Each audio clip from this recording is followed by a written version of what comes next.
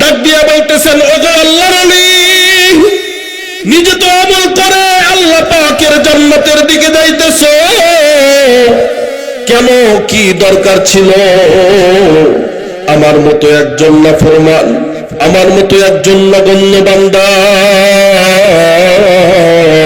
যে তার সারা জীবনের অল্প অল্প করে কিছু কিছু আমলগুলোকে একত্রিত করে তার মালিকের জন্য গোপন করে রাখছিলাম, যে মৃত্যুর পরে তার আমলগুলো তার মালিকের সামনে পেশ করে আল্লাহর আদালতে ক্ষমা পাওয়ার আশায় জোরে কান সুবহানাল্লাহ।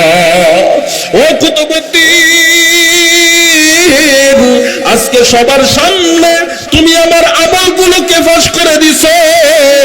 ও কুতুবুদ্দিন, আজকে আমি যদি তোমার জানাজার নামাজ না পড়ি, ময়দানে মাহশরে আল্লাহর আদালতে যখন দাঁড়ায় যাব, আমার আল্লাহ যদি আমারে ডাক দিয়া বলে, ও শামসুদ্দিন আলতামার, তুই ওই ময়দানের মধ্যে থাকা অবস্থায় আমার কুতুবুদ্দিন লাশবিহীন জানাজাবিহীন কেন কবরে আসলো? না না, এতটুকু প্রশ্নের হিসাব দেওয়ার যোগ্যতা আমার নাই। কুতুবুদ্দিন, আমি আজকে তোমার জানাজার নামাজ পড়াইবো, কিন্তু তোমার কাছে আমার আশা, যেদিন ময়দানে মাহশর কায়েম হয়ে যাবে রে, সমস্ত তুমি অধিকারের কথা বলেছিলে রাজাকার, দেশবাসী বুঝে গেল তুমি কেমন স্বৈরাচার, তোমার নেই কো শরম লাজ, বুবু বড়ই নাটকবাজ। ঠিক না ঠিক? তোমার নেই কো শরম লাজ, বুবু বড়ই নাটকবাজ, কাউয়া ডাকে না আর কাকা, কোন ভবনটা এখন ফাঁকা বুবুরে, কোন ভবনটা এখন ফাঁকা। কথা কোন ঠিক না বেঠি? কোন ভবনটা এখন ফাঁকা বুবুরে, কোন ভবনটা এখন ফাঁকা। ঠিক না বেঠি? আল্লাহ আমাদের বুঝদান করুক, বলেন আমিন। মুসলমান ভাইরারে আবার কথাগুলো দিল দিয়ে বুঝবেন। সুলতান শামসুদ্দিন আলতামাস রাহমাতুল্লাহি আলাইহি ওই জামানার একজন নেতা আস্তে আস্তে জানাজার কাতারের ভেতর থেকে সামনে এসে দাঁড়ায় গেলেন। আল্লাহর ওলি তার লাশের সামনে এসে দাঁড়ায়া মুখের উপর থেকে কাফনের কাপড়টা সরাইলেন, একবারে তার কপাল বরাবর একটা চুমা দিয়ে দিলেন। আল্লাহু আকবার কন। খাজা কুতুবউদ্দিন বখতিয়ার কাকির কপালের মধ্যে চুমা দিয়া ডাক দিয়া বলতেছেন, ওগো আল্লাহর ওলি, নিজে তো আমল করে আল্লাহ পাকের জান্নাতের দিকে যাইতেছো, কেন কি দরকার ছিল আমার মতো একজন নাফরমান, আমার মতো একজন নগণ্য বান্দা যে তার সারা জীবনের অল্প অল্প করে কিছু কিছু আমলগুলোকে একত্রিত করে তার মালিকের জন্য গোপন করে রাখছিলাম, যে মৃত্যুর পরে তার আমলগুলো তার মালিকের সামনে পেশ করে আল্লাহর আদালতে ক্ষমা পাওয়ার আশায় জোরে কান সুবহানাল্লাহ। ও কুতুবউদ্দিন, আজকে সবার সামনে তুমি আমার আমলগুলোকে ফাঁস করে দিছো। ও কুতুবউদ্দিন, আজকে আমি যদি তোমার জানাজার নামাজ না পড়ি, ময়দানে মাহশরে আল্লাহর আদালতে যখন দাঁড়ায় যাব,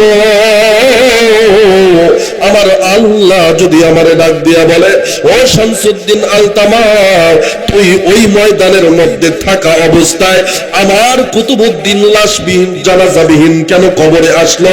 না না, এতটুকু প্রশ্নের হিসাব দেওয়ার যোগ্যতা আমার নাই।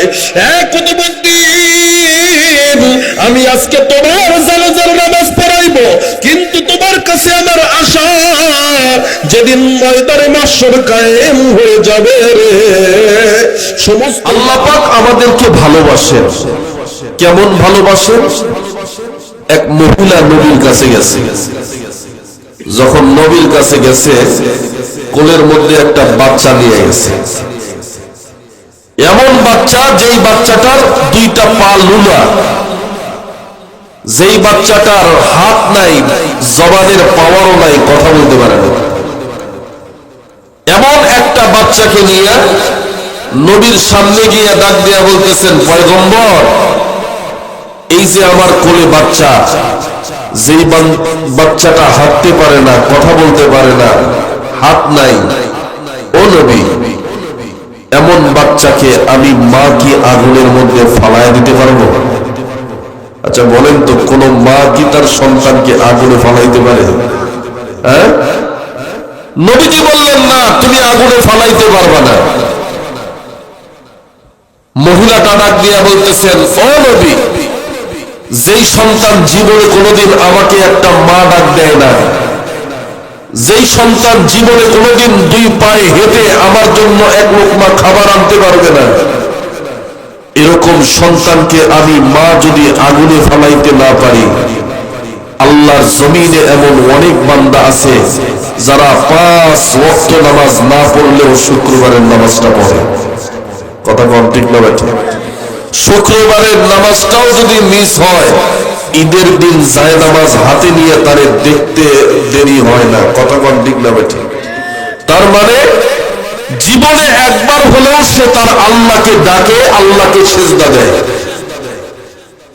আমি মাকে একবার মা ডাক না দিলেও যদি আমি তারে আগুনে ফালাইতে না পারি, তাহলে ওই আল্লাহ যাকে তার বান্দারা জীবনে একবার হলেও সিজদা দেয়, সেই মালিক তার বান্দাদেরকে কেমনে জাহান্নামের আগুনের মধ্যে জ্বালাবে?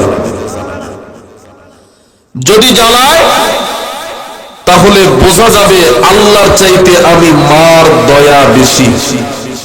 কারণ মা আমারে মা ডাক না দিলেও আমি তারে আগুনে ফালাই না, অথচ আল্লাহকে আল্লাহ বলে ডাক দেয়, সিজদা দেয়, এরপরেও আল্লাহ আগুনে ফালায়।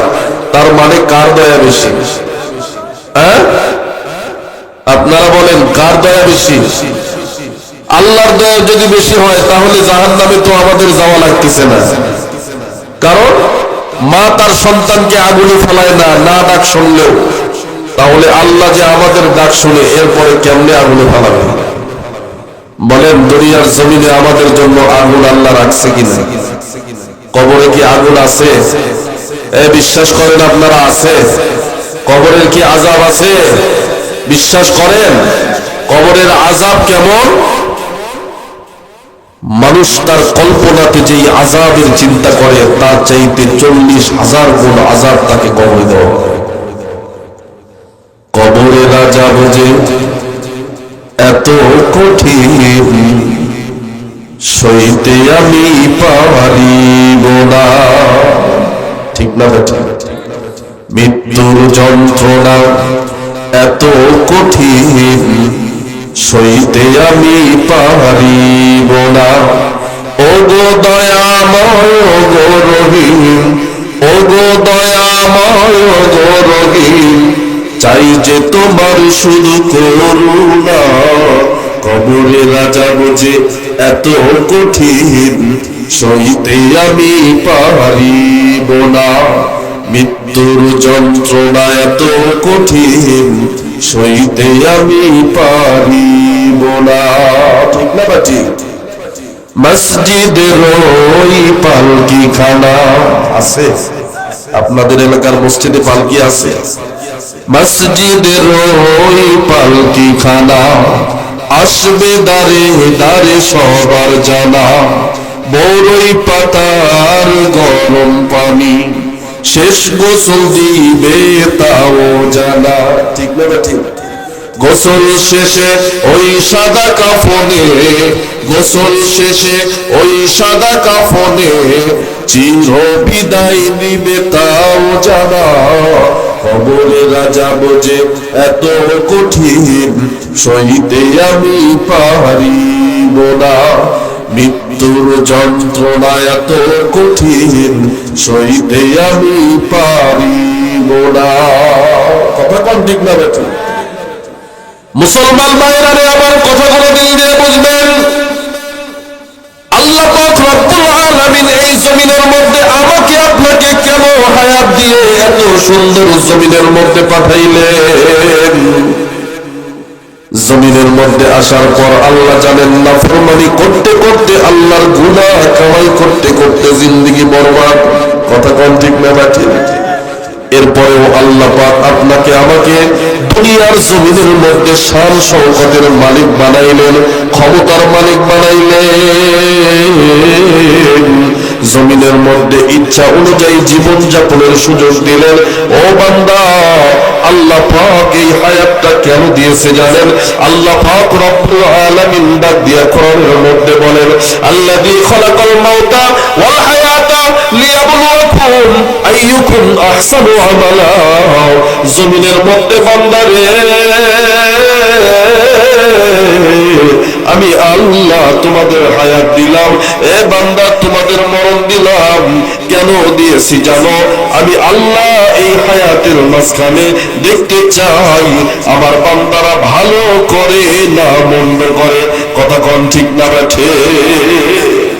আল্লাহ দেখতেছেন, আর এই দেখার ভয় যার অন্তরের মধ্যে আছে ওই বান্দাটাই জমিনের মধ্যে কামিয়াব। সুবহানাল্লাহ।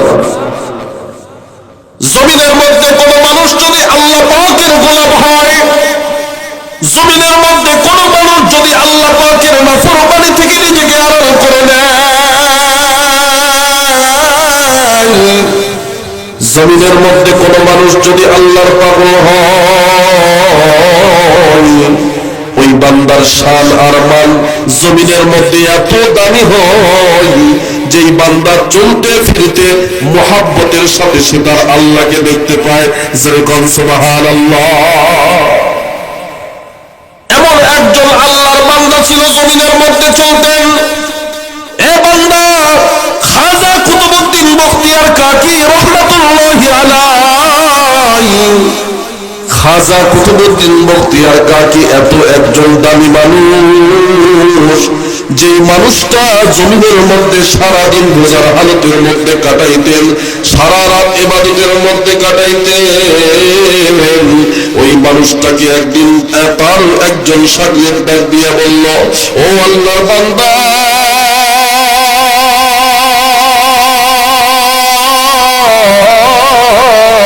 এই জমিনের মধ্যে কেমনে ইবাদত করলে আল্লাহকে পাওয়া যায় সেই কথাটা একটু জানতে চাই। আল্লাহর বান্দা কুতুবউদ্দিন ডাক দিয়ে এই জমিনের মধ্যে কোন মানুষ যদি আল্লাহ পাকের গোলামীর জন্য দাঁড়ায়, 2 রাকাত নামাজ তার ইবাদতের জন্য যথেষ্ট হয়। আর কোন বান্দা যদি নাফরমানি করতে করতে জমিনটাকে বরবাদ করে, ওই বান্দার জমিনের মধ্যে টাকা তাকে বাঁচাইতে পারে না, ওই বান্দার জমিনের মধ্যে শান শওকত তারে বাঁচাইতে পারে না, ওই বান্দা ক্ষমতা তারে বাঁচাইতে পারে না। এই বান্দার অন্তরের মধ্যে যদি আসে আল্লাহর ভয়, এই ভয়টা একবার অন্তরের মধ্যে যদি বান্দা ঢুকাইতে পারে, একবারের ভয় বান্দাকে জমিন থেকে আল্লাহর জান্নাত পর্যন্ত ঢুকায় দেয়। যেরকম সুবহানাল্লাহ। মুসলমান ভাইরা আমার কথাগুলো দিল দিয়ে বুঝবেন। আল্লাহর বান্দা ওই আব্দুল্লাহ ইবনে মুবারক ডাক দিয়ে বলতেছেন, বন্ধু, সারা জীবন ইবাদত করলাম, আল্লাহ পাকের দাসত্ব করলাম, জমিনের মধ্যে একটা দিন এমন নাই যেই দিন আমার মালিক আমার গোলামি পায় নাই। হাদিসের কিতাব পড়াইলাম, তাফসীরের কিতাব পড়াইলাম, জমিনের মধ্যে আল্লাহ আল্লাহ জিকির করলাম, এরপরেও এত বড় জান্নাত আমি পাই নাই। আমার বাড়ির সামনের একটা ছোট্ট কামার যেই জান্নাত পাইছে। যেরকম সুবহানাল্লাহ।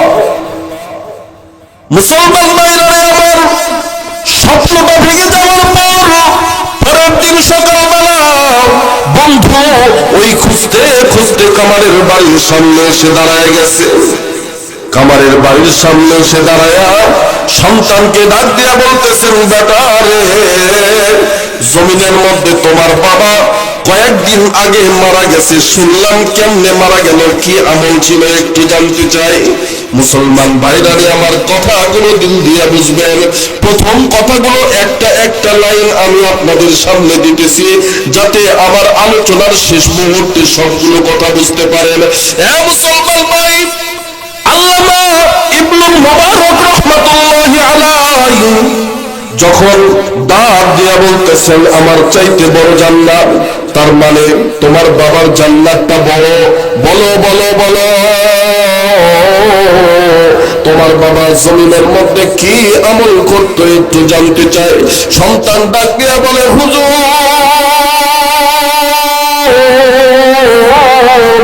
আমার বাবা জমিনের মধ্যে একজন গরিব মানুষ, এত গরিব মানুষ সারাদিন আমার বাবা হাতে দিয়ে যদি লোহা না পিটাইতো, আমার বাবা কামাই রুজি না করলে ঘরের মধ্যে চুলায় আগুন জ্বলত না। আমার বাবা এত গরিব মানুষ, একদিন যদি হাতর দিয়ে লোহা না পিটাইতো আমাদের ঘরের চুলায় আগুন জ্বলত না, আমরা খাবার পাইতাম না। এত কষ্ট করে আমার বাবা সংসার করত, কিন্তু আমার বাবার মধ্যে কোনো আমল আমি দেখি না যেই আমলটা ইবনুল মুবারকের চাইতে বড় জান্নাতের মালিক বানাইবে। তবে আমি না জানলেও আমার মা হয়তো বা জানতে পারে, কারণ জমিনের মধ্যে একজন স্বামীর আমল কতটুকু দুনিয়ার কেউ না জানলেও বলেন জানেন কে? তার বউ জানে। কথা কম ঠিক না ঠিক? বউ জানে তার স্বামীর আমলটা কেমন। এ কারণে দুনিয়ার জমিনের মধ্যে একজন মানুষ বাহিরে গিয়ে সম্মানের চেয়ার পাইলেও ঘরে গিয়ে ঝাঁটার বাড়িও বউর হাতে খায়। কথা কয় না? আছে না নাই? কখনো কখনো বউর কাছে গিয়ে বিড়াল হয়ে যায়। কেন? ভেতরের অবস্থা পৃথিবীর কেউ না জানলেও জানে কে? ইবনুল মুবারক তার জামানার ওই কুতুব, ওই আল্লাহর ওলি ডাক দিয়া বলতেছেন তোমার স্বামী কি আমল করতে একটু জানতে চাই। এবার বিবিটা